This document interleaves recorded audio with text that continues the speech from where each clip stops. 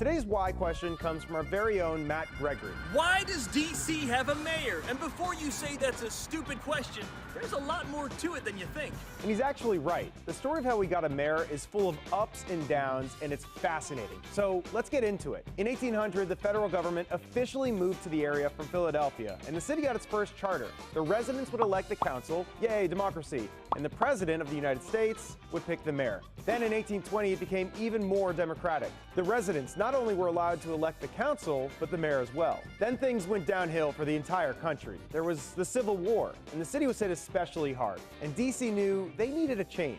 So they said to Congress, I bet we could do a lot more if we were a territory, kind of like Puerto Rico is now. That's how we got our first governor. Yes, there was a governor in D.C. The president would appoint both the governor and a council, and then oddly, the residents elected a House of Delegates. But at the same time, there was also a pretty ugly process underway, and it had all to do with race. You see, black residents just received the right to vote in D.C., siding with the Republican Party for the most part. And increasingly, the white Democrats were losing control of the city. So they went to Congress and asked for a change. In 1874, we got a new structure, 3 appointed commissioners picked by the president.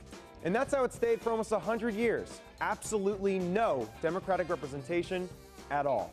Finally, in 1967, President Lyndon B. Johnson pushed for a change. He created a new structure of 1 mayor commissioner and 9 council members appointed by the president.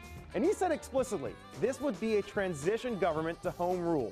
1973, we got it. A bill was signed and we got our first elected mayor in this century. So now you know the crazy story of how we went from a mayor to a governor to commissioners and back to a mayor.